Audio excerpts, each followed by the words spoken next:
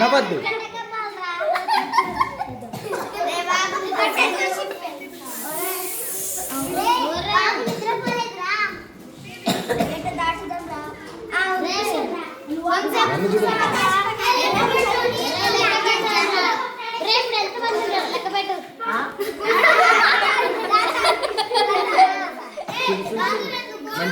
మంట మంట పెట్టలేదు.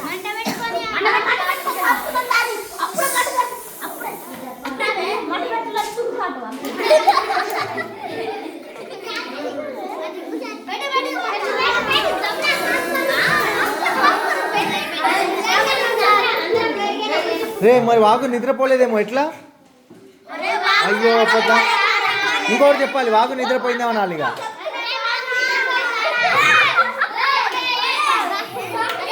సరే ఒక వాగు నిద్రపోయిందని వాగు దాటండి. ఇక పట్టుకోండి, అందరి చేతులు పట్టుకోండి. ఇప్పుడు లెక్క పెట్టుకోండి ఒకరినొకరు. ఎట్లా?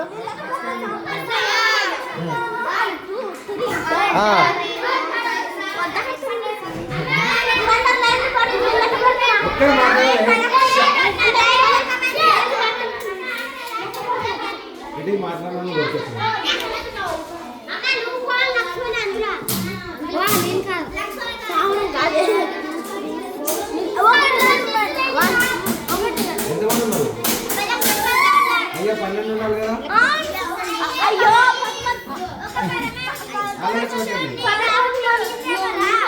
ఎందుకు 11 ఉన్నారు? ఒకరు బాగు మింగేసిందా? ఎవరిని లెక్క పెట్టండి మళ్ళీ.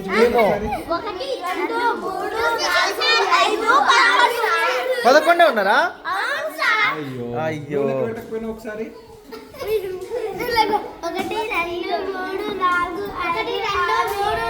5 6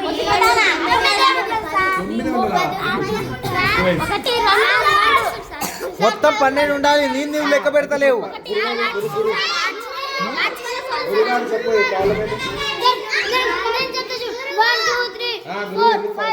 చెప్పాలి గురువు చెప్పు. ఎందుకు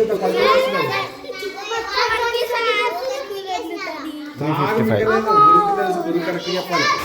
ఎందుకు 11 వస్తున్నారు? వాళ్ళ అట్లా ఎవరి వాళ్ళు లెక్క పెట్టుకోవాలి. అందుకని రావట్లేదు అంతేనా? చెప్పు చెప్పురా తల్లి.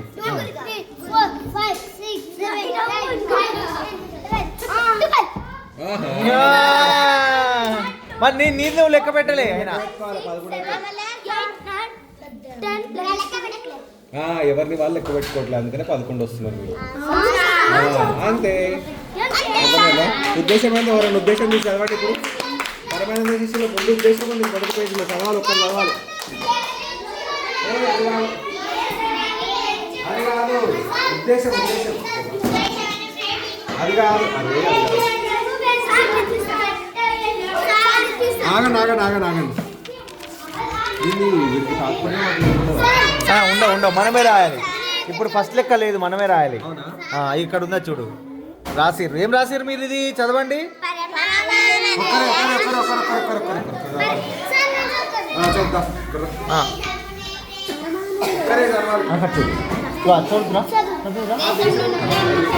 చదువు రా తల్లి, రారా.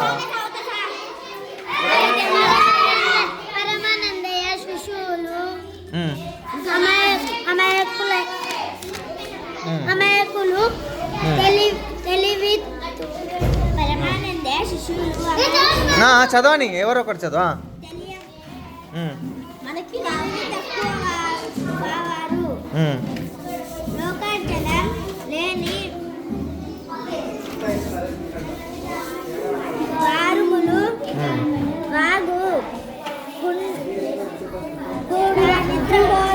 నిద్రపోతుందని వారు మూర్ఖులు,